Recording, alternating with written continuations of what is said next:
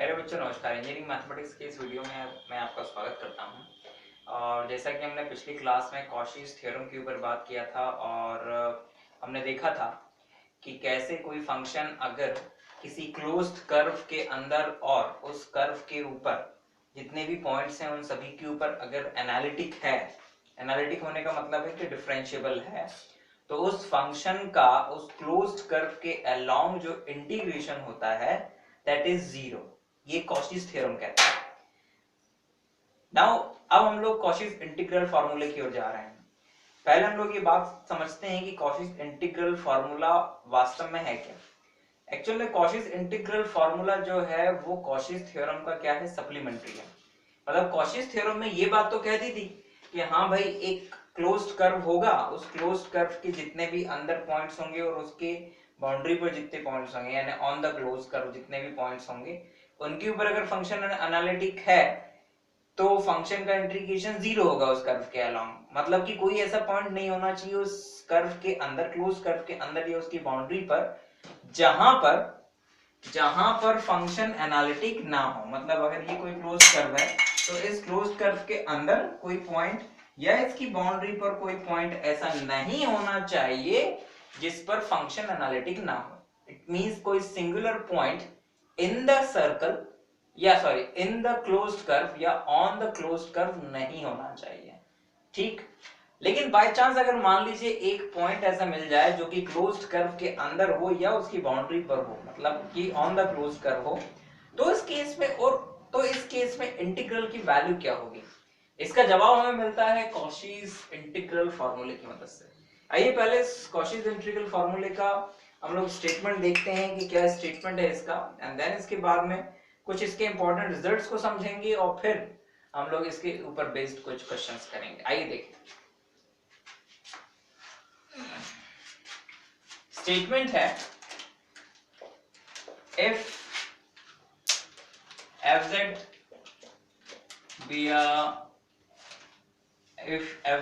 a analytic function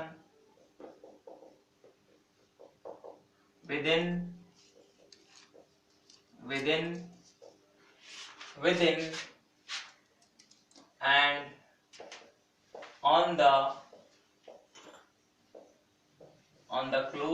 and on the closed curve C, and let and A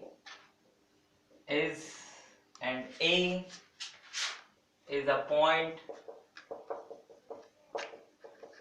inside C, then integration C fz upon z minus a dz is equals to 2 pi I into fa, right? ये है Cauchy's theorem का statement. क्या है statement? If fz is an analytic function within and on the closed curve C and a is a point inside C, then integration along C fz upon z minus a dz is equals to 2 pi I into fa। यहां पर जो function fz है, right, जो function fz है वो तो analytic है student इस C पर, है ना। फंक्शन fz तो एनालिटिक है, लेकिन अगर आप इस पूरे के पूरे फंक्शन को देखें, यानी कि अगर मैं आपसे बात करूं gz, तो ये फंक्शन gz दो पार्ट से मिलकर बना है। एक fz है जो कि इसका न्यूमरेटर है और एक है z माइनस ए। अगर इस पूरे फंक्शन को आप ध्यान से देखें तो आपको आसानी से दिख जाएगा कि singular point of not fz of gz is equals to a, और यही a पॉइंट जो है ये इस क्लोज्ड कर्व के अंदर है, ठीक है ना। तो ये जो पॉइंट A है जो कि क्या कहते हैं इस क्लोज्ड कर्व C के अंदर है स्टूडेंट्स, ठीक है ना। इस पॉइंट के कारण जो फंक्शन gz है वो एनालिटिक नहीं है इस पूरे के पूरे C में, है ना। यानी कि इस gz के लिए ए सिंगुलर पॉइंट है जो कि क्लोज्ड कर्व के अंदर ही है, और उसी क्लोज्ड कर्व के अलोंग हम लोग इंटीग्रेशन कर रहे हैं यहां पर। तो ध्यान दीजिएगा वो उस इंटीग्रेशन की वैल्यू जीरो नहीं है, ये उस इंटीग्रेशन की वैल्यू आई है 2 pi I into F A, यानी कि जो फंक्शन जीजेड में पूरा का पूरा इस सी पर एनालिटिक है हर एक पॉइंट पर, उस फंक्शन की वैल्यू निकाली है किस पॉइंट पर, ए पॉइंट पर, और इस फैक्टर को हटाने के बाद में जो पोर्शन बचा वो fz है। तो उस fz की value at point A multiply by 2 pi i, तो आपको इस इंटीग्रल की वैल्यू मिल जाएगी। आई रिपीट स्टूडेंट्स, यहां पर ये चीज समझने वाली बात है, ठीक है ना। क्या है यहां पर समझने वाली बात कि यहां पर आपको इंटीग्रेशन इसका करना है पूरे के पूरे fz का, सॉरी gz का, और जब आप इंटीग्रल की वैल्यू निकालेंगे तो 2 pi I into F A निकालने के लिए एफ ए का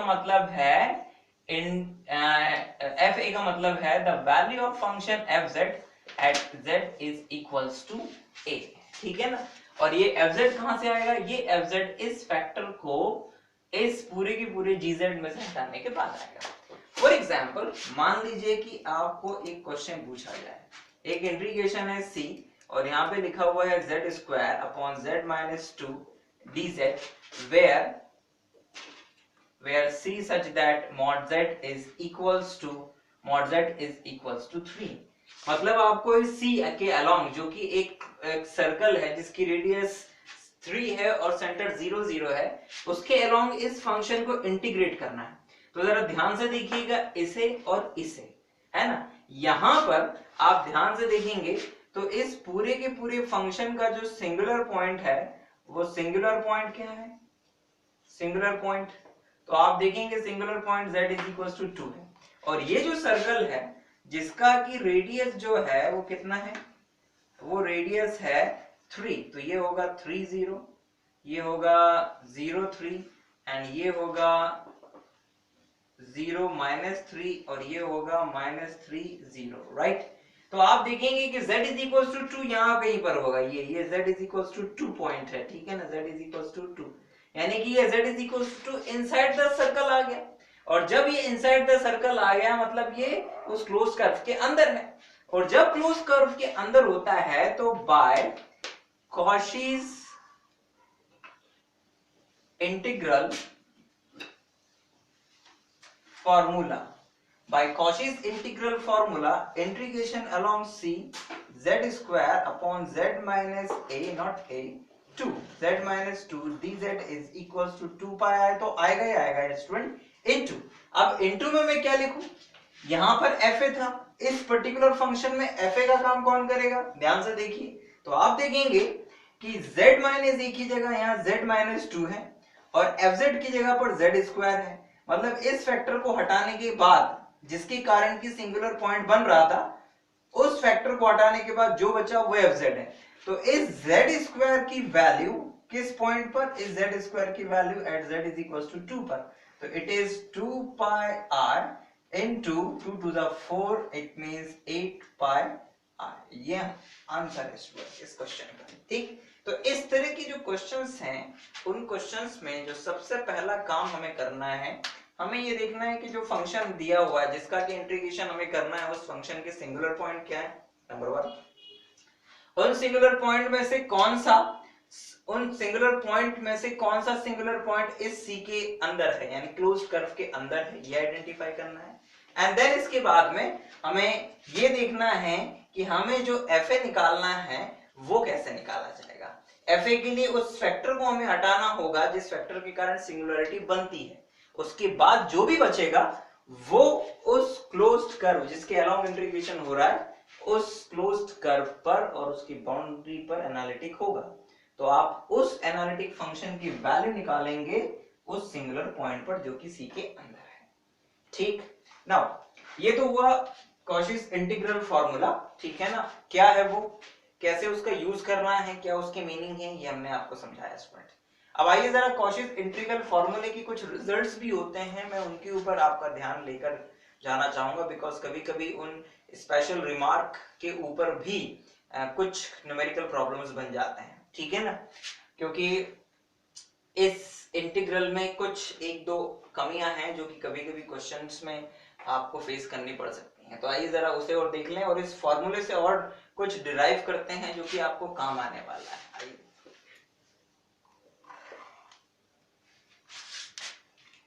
यस स्टूडेंट्स, तो आइए जरा कुछ रिमार्क देखते हैं हम लोग कि इस कॉशीज इंटीग्रल फार्मूले के क्या रिमार्क हैं। आपने देखा स्टूडेंट्स कि हमारे पास में अगर कोई क्लोज्ड कर्व है, उसके अंदर कोई पॉइंट ए है, ठीक है ना, तो fz upon z minus a का integration along the curve c is equal to 2 pi i into fa होता है। अब स्टूडेंट्स यदि हम इसी में ही क्या करते हैं स्टूडेंट्स, दोनों ओर डिफरेंशिएट करें, इस इंटीग्रल को ही दोनों ओर डिफरेंशिएट करें, differentiating with respect to a both side, ठीक, दोनों ओर अगर हम लोग इसे डिफरेंशिएट कर दें विथ रिस्पेक्ट टू a, तो आप लोग ये जानते होंगे कि अगर इंटीग्रेशन के बाहर ये dy बाय डी है तो ये इंटीग्रेशन के अंदर जाके इस तरह से बन जाता है, it's del by del a। तो मतलब कि यहाँ पर तो a के रिस्पेक्ट में पार्शियल डिफरेंशिएशन होगा और यहाँ पर भी पार्शियल डिफरेंशिएशन होगा, लेकिन यहाँ पर पार्शियल की जरूरत नहीं पड़ेगी बिकॉज एक ही वेरिएबल का फंक्शन है, तो इट्स अ कंप्लीट डिफरेंशिएशन हो जाएगा वो।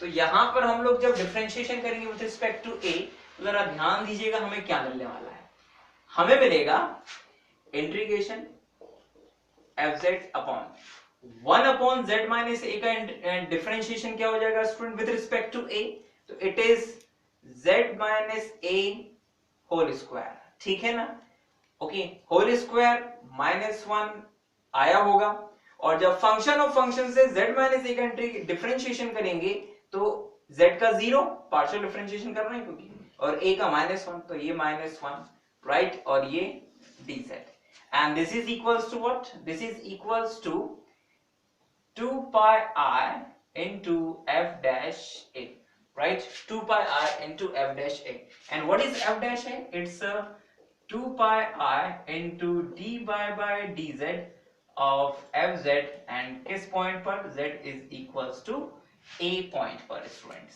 ठीक है ना, तो ये z is equals to a point पर हम लोग क्या निकाल लेंगे, fz की वैल्यू निकाल लेंगे, ठीक है ना, dy by dz of fz की वैल्यू निकाल लेंगे। तो ये कंप्लीटली हमारे पास में क्या आ जाएगा स्टूडेंट्स, ये माइनस और माइनस प्लस हो जाएगा, तो हमारे पास में क्या आ जाएगा, it's integration along c fz upon z minus a whole square dz की वैल्यू कितनी आई, it's 2 pi i into f dash a। और यदि इसी चीज का, ये जो लिखा हुआ है बच्चों, इसी का हम लोग एक बार और डिफरेंशिएट करें, differentiating again,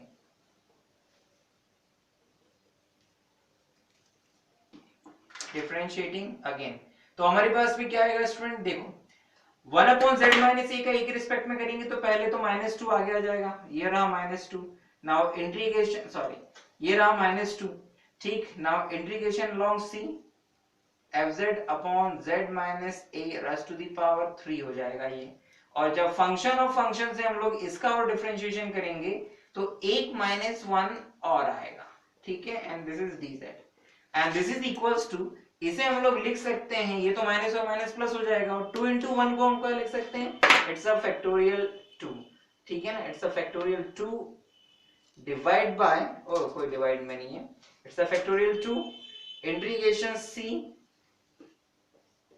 fz dz, no sorry, fz upon z minus a dz, and this is equals to 2 pi I into f double dash a, जिसे हम लोग लिख सकते हैं students, integration along c fz upon z minus a raised to the power 3, sorry यहाँ पर भी हम 3 लगाना भूल गए, this is 3 raised to the power 3 dz is equal to 2 pi I into f double dash a का मतलब क्या बच्चों, it's a d2 dz square of fz bracket z is equals to a, और ये डिवाइड में, ये factorial 2 जो था इसको आप डिवाइड में लिख दीजिए, इट्स फैक्टोरियल 2 स्टूडेंट्स, समझ में आ रही है ना बात, नाउ ये जो रिजल्ट आया है स्टूडेंट, दिस रिजल्ट, ये रिजल्ट जो आया है,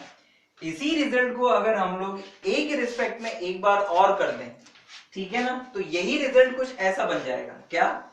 इट्स अ, लुक, ये फैक्टोरियल 2 तो पहले ही बन गया था, एक माइनस का 3 और आएगा अगर डिफरेंशिएट करते हैं, ये इंटीग्रेशन सी, ये एफ जेड, ठीक है, ये z minus a raise to the power हो जाएगा 4, और फिर z माइनस ए का फंक्शन और फंक्शन से करेंगे तो इट्स अ -1, और ये dz इज इक्वल्स टू, ये बन जाएगा 2 pi r into f triple dash a, ठीक, जिसे हम लोग क्या लिख सकते हैं, ये माइनस और माइनस प्लस हो जाएगा, फैक्टोरियल 2 पहले से ही था, तो ये फैक्टोरियल 2 तो पहले से ही था, 3 इंटू फैक्टोरियल 2, तो इट्स अ फैक्टोरियल 3, तो it's a factorial 3, integration along c fz dz, not sorry, fz z minus a raised to the power 4 dz is equals to 2 pi I into f fourth order derivative at point A, जिससे हम लोग लिख सकते हैं एक दूसरे फॉर्मूले के फॉर्म में स्टूडेंट्स, क्या लिख सकते हैं, it is integration along c fz upon z minus a raised to the power 4 dz is equals to 2 pi I into d3 by dz3 of fz at किस पॉइंट पर, z is equals to a पर, और divide में कितना, factorial 3, यानी कि अगर यहाँ पर हम एक ऐसे फंक्शन का इंटीग्रेशन कर रहे हैं जिसमें कि डिनोमिनेटर में z माइनस ए की पावर 4 है, और ये जो a है इस c के अंदर है, यानी कि उस क्लोज्ड कर्व के अंदर एक सिंगुलर पॉइंट है, तो इस फंक्शन का इंटीग्रेशन होता है 2 पाई i अपॉन फैक्टोरियल 3, जितनी यहाँ फैक्टर की पावर होगी उससे एक कम, और जितनी यहाँ पे आपने फैक्टोरियल लगाया यानी जितनी पावर थी उससे एक कम बार आपको इस fz को डिफरेंशिएट करना है और z is equals to a पर उसकी वैल्यू निकालना है। और इसी फॉर्मूले को अगर हम लोग जनरलाइज करेंगे बच्चों, तो जनरलाइज वे में ये फॉर्मूला ऐसा बन जाएगा, क्या, in general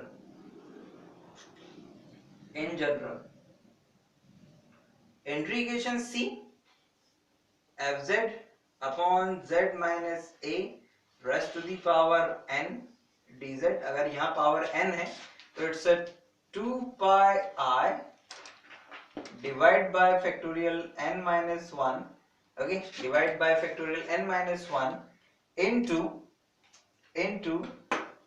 dn dzn fz, sorry it's n minus 1, एक कम बार डिफरेंशिएट करना है, और वो भी किस पॉइंट पर, z is equals to a point पर, यानी जिस पॉइंट पर सिंगुलर पॉइंट हमें मिलेगा उसी पॉइंट पर हमें फंक्शन के डेरिवेटिव की वैल्यू निकालनी है। तो स्टूडेंट्स ये हुआ कॉशीस इंटीग्रल फार्मूला, उसके कॉन्सिक्वेंसेस, ठीक है ना। अब आइए जरा हम लोग कुछ ऐसे क्वेश्चंस करते हैं जिनमें इन रिजल्ट्स का यूज होगा, और कुछ ऐसे क्वेश्चंस जिनमें हम ऐसे केसेस भी देखेंगे जब आपको एक से ज्यादा सिंगुलर पॉइंट्स जो हैं वो सी के अंदर मिल सकते हैं। तो आइए student number 1, evaluate by Cauchy's integral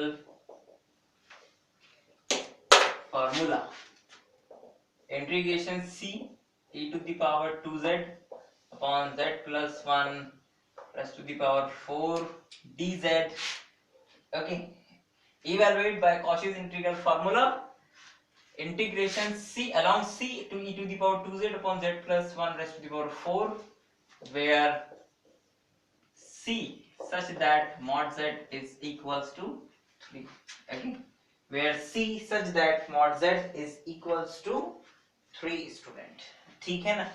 and एक और क्वेश्चन लेते हैं student, and that question is number 2, evaluate by Cauchy's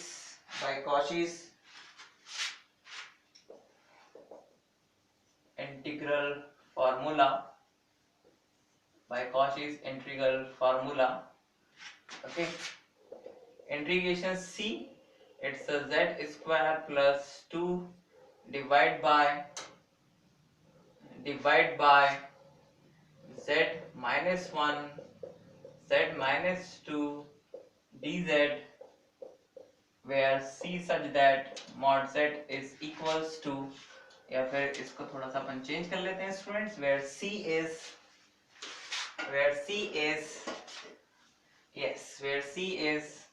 mod z minus 1 is equals to 2 students. इन दो क्वेश्चंस को लेते हैं स्टूडेंट्स, हम लोग कॉशीस इंटीग्रल फॉर्मूले को समझते हैं। आइए जरा पहले वाले क्वेश्चन को देखते हैं, है ना। तो पहले वाले क्वेश्चन में आपको साफ साफ दिख रहा होगा कि अगर हम लेट जो फंक्शन है जिसे इंटीग्रेट करना है उसे क्या मान लें, gz मान लें। gz is equals to e to the power 2z upon z plus 1 raise to the power 4, है ना। और मैं अगर आपसे ये पूछूं सिंगुलर पॉइंट्स या पॉइंट ऑफ gz, तो सिंगुलर पॉइंट ऑफ gz क्या होगा student? Singular point of gz क्या होगा? It's z is equals to -1, यानी z इज इक्वल्स टू -1 क्या है? सिंगुलर पॉइंट है इस फंक्शन gz के लिए। नाउ ये जो पॉइंट है, ये पॉइंट जिस सर्कल, जिस c के अलोंग हमें इंटीग्रेशन करना है वो एक सर्कल है जिसका ये सेंटर है 0 0 और रेडियस है 3, तो ये हो गया 3 0, this is 0 -3, this is 0 3 and this is -3 0। अब z इज इक्वल्स टू -1 कहां पर होगा? z इज इक्वल्स टू -1 ये यहां कहीं पर होगा। और इस z इज इक्वल्स टू -1 पर स्टूडेंट क्या है? फंक्शन एनालिटिक नहीं है क्योंकि ये सिंगुलर पॉइंट है। और ये जो फंक्शन है, ये जो पॉइंट है, ये इनसाइड द c है ना, ये c के अंदर ही है, right. Singular point of gz is z is equals to -1 which lies inside c, so therefore by Cauchy's integral formula क्या होगा student? It's a integration along c e to the power 2z upon z plus 1 raise to the power 4 dz is equals to 2 pi i into. अब इसके आगे जो लिखना है वो बहुत काम की चीज है स्टूडेंट, देखिएगा जरा ध्यान से। अभी जो आपने फॉर्मूला ये रिमार्क देखे थे उनसे समझिएगा। यहां पर z प्लस 1 की पावर है 4 राइट, और ये जो सिंगुलर पॉइंट है ये c के अंदर ही है, तो इसकी इस इंटीग्रेशन की वैल्यू होगी 2 पाई i इनटू में 1 अपॉन फैक्टोरियल 3। क्यों? क्योंकि यहां पावर 4 है, इसलिए 1 upon factorial 3 d3 dz3 of fz फॉर्मूले के अकॉर्डिंग। और इस क्वेश्चन में fz का काम कौन कर रहा है? e to the power 2z। क्यों? क्योंकि जिस फैक्टर के कारण सिंगुलर पॉइंट बनता है उसको हटाने के बाद जो बचता है वो fz का काम करता है। तो यहां पर fz का काम कौन कर रहा है? e to the power 2z। इसे हमें डिफरेंशिएट करना है और किस पॉइंट पर वैल्यू निकालनी है? -1 पर। तो आप देखेंगे हमारे पास में रिजल्ट आएगा, this is 2 pi i upon में फैक्टोरियल 6 इनटू, इसे 3 बार डिफरेंशिएट करिए और z की जगह -1 लिख दीजिए।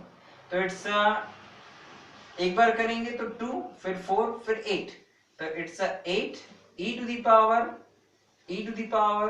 2z और किस पॉइंट पर? z इज इक्वल्स टू -1 पर। तो इट इज, ये तो कैंसिल हो गया, तो इट्स पाई i अपॉन 3 और ये 8 e to the power -2 into 1, ठीक है, माइनस आगे आ जाएगा। तो it is 8 pi i upon 3 e to the power 2 student. तो इस इंटीग्रल का जो आंसर है स्टूडेंट्स वो है 8 pi i upon 3 into e square, ठीक। तो इस बात का ध्यान रहे स्टूडेंट कि जब हम लोग ऐसे क्वेश्चंस कर रहे हैं जिसमें डिनोमिनेटर में फैक्टर की पावर हो कुछ, तो उसे जरा ध्यान से करना है स्टूडेंट, है ना, क्योंकि उसमें हमें जो फंक्शन है उसे डिफरेंशिएट करना पड़ेगा। Be careful when you are doing such type of problems. अब आइए जरा क्वेश्चन नंबर 2 लेते हैं और देखते हैं कि उसे किस तरह से हम लोग करेंगे। क्वेश्चन नंबर 2 को भी हम लोग कुछ इसी तरह से शुरू कर सकते हैं बच्चों। Let gz is equals to z square plus 2 upon z minus 1 z minus 2। ठीक, अब अगर मैं आपसे पूछूं सिंगुलर पॉइंट्स ऑफ gz, तो आप कहेंगे कि दो सिंगुलर पॉइंट हैं। कैसे? z is equals to 1 and z is equals to 2।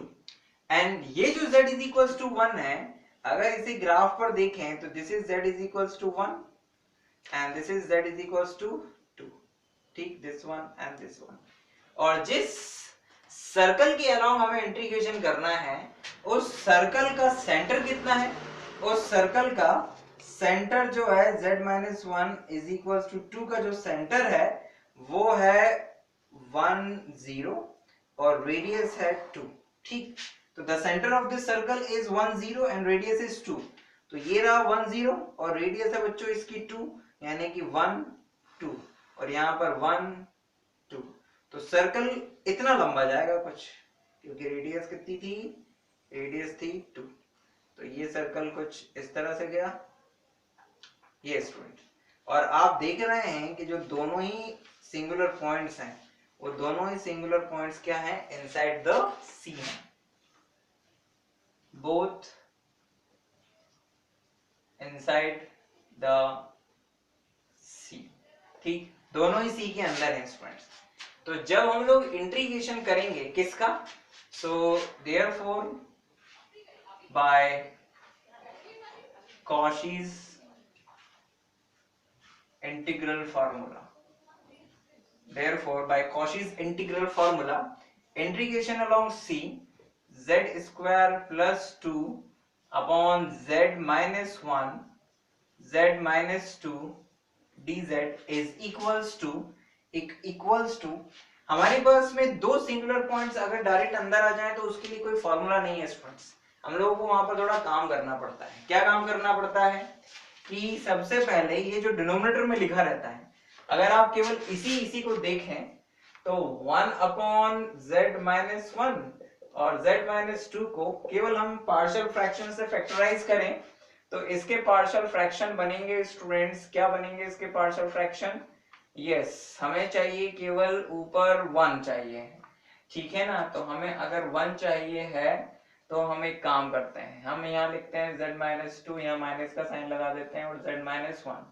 z minus 1 इधर जाएगा, ये इधर जाएगा, तो it's z minus 2 z minus 1 और it's z minus 1 minus z plus 2। तो z से z कैंसिल, 2 में से 1 गया, इट्स दिस वन। तो हम इस z minus 1 into z minus 2 को लिख सकते हैं कुछ इस तरह से। कैसे? Integration along c z square plus 2 bracket 1 upon z minus 2 minus 1 upon z minus 1 dz। Right students? और फिर इसको हम लोग इस तरह से तोड़ सकते हैं। It's integration along c z square plus 2 upon z minus 2 dz plus integration along c z square plus 2 upon z minus 1 dz। और इन दोनों ही अलग अलग इंटीग्रल्स को देखिए स्टूडेंट। अब इनके डिनोमिनेटर में केवल एक ही ऐसा फैक्टर है जिसके कारण सिंगुलर पॉइंट जनरेट होता है, और वो सिंगुलर पॉइंट जो है दोनों ही अंदर है, यानी कि ये भी बिल्कुल कॉशीज इंटीग्रल फॉर्मूले में फिट बैठ रहा है और ये भी बैठ रहा है। ठीक, तो अब इस इंटीग्रल की वैल्यू होगी बच्चों कितनी? इट्स 2 पाई i इनटू इस फैक्टर्स को हटाइए, इस फैक्टर को हटाइए, तो जो बचा वो आपका कितना है? क्या है? It's fz। और क्योंकि इसकी पावर केवल एक ही है, डिनोमिनेटर में जो फैक्टर है उसकी पावर एक ही है, तो इट्स z स्क्वायर प्लस 2 किस पॉइंट पर? z is equal to 2 point पर, plus 2 pi i into z square plus 2 किस पॉइंट पर students? Yes, it's z is equal to 1 पर, क्योंकि यहाँ पर z माइनस 1 के कारण आपको सिंगुलर पॉइंट मिल रहा है। तो it is equal to student 2 pi i into यहाँ पर रखेंगे it's 4 plus 2 it's 6 n plus 2 pi I into यहाँ पर 1 रखेंगे तो इट्स 1 प्लस 2 इट्स 3 तो इट्स 12 पाई आई, ये 12 ओके और ये 6 तो इट्स 18 पाई आई। तो इस पूरे इंटीग्रल का जो आंसर है स्टूडेंट वो कुछ इस तरह से निकाला। ध्यान दीजिएगा यहाँ पर जो समझने वाली बात है वो ये है कि हमारे पास में डिनोमिनेटर में ऐसे दो फैक्टर्स थे जिनके कारण जो सिंगुलर पॉइंट बन रहे थे पूरे फंक्शन के, वो सिंगुलर पॉइंट दोनों ही सी के अंदर आ रहे थे जिस सी के अलावा हमें इंटीग्रेशन करना था। तो जब हम कॉशीस इंटीग्रल फॉर्मूले का यूज करेंगे इस इंटीग्रल पर तो पहले उसे स्टैंडर्ड फॉर्म में कन्वर्ट करेंगे। स्टैंडर्ड फॉर्म का मतलब ये है कि हम देखेंगे कि हमारा जो कॉशीस इंटीग्रल फॉर्मूला है वो किस रूप में है। तो उसका रूप तो ऐसा है, it's a integration fz upon z minus a dz। तो हमें इस रूप में बदलना है तो उसके लिए डिनोमिनेटर में एक ही फैक्टर होना चाहिए, लेकिन यहाँ दो थे तो हमने इस डिनोमिनेटर में जो दो फैक्टर्स थे उनको पार्शियल फ्रैक्शन से ब्रेक कर दिया, अलग अलग इंटीग्रेशन कर दिए, फिर कॉशीस इंटीग्रल फॉर्मूला हम लोगों ने यहाँ पर लगा दिया, अप्लाई कर दिया, हमारे पास a इंटीग्रल की वैल्यू आ। तो ये दोनों ही वैरायटी के क्वेश्चन स्टूडेंट्स आपको समझने में मदद करेंगे और आप आसानी से इनकी मदद से दूसरे क्वेश्चंस भी सॉल्व कर सकते हैं। कभी कभी क्या होता है, एक चीज और मैं जो आपको बताना चाहूँ, ये तो आसान से क्वेश्चन थे स्टूडेंट, कभी कभी क्या होता है कि इंटीग्रेशन कभी कभी ऐसे भी आ जाते हैं, जैसे मान लीजिए यहाँ पर लिख दिया z square plus 1 upon z square plus 1 dz, इसे इंटीग्रेट कीजिए स्टूडेंट, सॉरी यहाँ पर z प्लस 1 ही रहेगा केवल, ठीक, इसे इंटीग्रेट करिए, where c such that mod z minus I is equals to mod z minus I is equals to 2, मान लीजिए ये है। तो अब इस तरह के क्वेश्चंस में कंफ्यूज बिल्कुल मत होइएगा। क्यों मत होइएगा स्टूडेंट्स?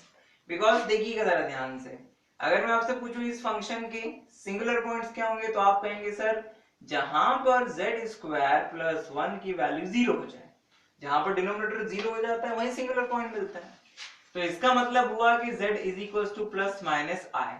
तो इस z स्क्वायर प्लस 1 को हम तोड़ के लिख सकते हैं integration along c z plus 1 upon z minus i z plus i, ठीक, dz। और अगर मैं अब आपसे पूछूं कि इसके सिंगुलर पॉइंट्स क्या हैं तो आप कहेंगे z it's z is equals to i और z is equals to minus i। और जिस सर्कल के अलोंग हमें इंटीग्रेशन करना है उस सर्कल का सेंटर है, उस सर्कल का सेंटर है इसका 0 1 और रेडियस है 2। तो सर्कल जो है ये लाइक दैट, ये सर्कल जिसका सेंटर की क्या है 0 1, तो इट्स 0 1, ये रहा 0 1, रेडियस 2 है तो इट्स 1 और ये 2 और ये 1 और ये 2। तो सर्कल है 0 1, सेंटर है सॉरी और रेडियस थी 2, तो दिस इज 2 से हमने ये ग्राफ बना लिया, ठीक है ना। और हम देखते हैं स्टूडेंट्स, और हम देखते हैं कि जो दो पोल्स हैं हमारे z is equals to i और z is equals to minus i, तो this is the z is equals to minus i, है ना, और this is the z is equals to plus i, क्योंकि इमेजिनरी एक्सिस पे होंगे ना दोनों ही सिंगुलर पॉइंट्स। तो उस केस में भी जब आपके ये दोनों ही पोल c के अंदर आ जाएंगे तो आप फिर से इसको डिनोमिनेटर को पार्शियल फ्रैक्शन से ब्रेक करके दो इंटीग्रेशन में कन्वर्ट कर देंगे एंड देन इसके बाद वही प्रोसेस अपनाएंगे जो कि आपको इससे पहले वाले क्वेश्चन में बताया गया, ठीक। तो ये है बच्चों कॉशीस इंटीग्रल फार्मूला जिसकी मदद से हम इंटीग्रल्स को सॉल्व करेंगे। आप ज्यादा से ज्यादा क्वेश्चंस अपनी बुकलेट से जो भी आपकी प्रिस्क्राइब्ड बुक हो सिलेबस के अकॉर्डिंग उसको आप पढ़िए, ज्यादा से ज्यादा वैरायटी ऑफ प्रॉब्लम्स करिए। फिर भी अगर आपको कहीं पे कोई परेशानी आती है तो आप अपने डाउट्स, अपनी queries by mail, by hype, by WhatsApp हमसे पूछ सकते हैं, हम जल्द से जल्द उनका जवाब देने की कोशिश करेंगे। और अगर जवाब लेट हो जाए तो आप ये मत सोचिएगा कि हमारा आपकी परेशानियों से कोई सरोकार या फिर ध्यान नहीं है, हम जल्दी कोशिश करेंगे आपको रिप्लाई करने की, कभी कभी देर हो जाती है स्टूडेंट्स, ठीक है ना। तो आई होप कि इस वीडियो लेक्चर में आपको कुछ फायदा जरूर मिला होगा और आपको ये टॉपिक समझने में आसानी हो। हम जल्दी अपने नेक्स्ट वीडियो में फिर आपके सामने होंगे। थैंक यू वेरी मच और अपने फीडबैक्स आप हमें जरूर दें। धन्यवाद।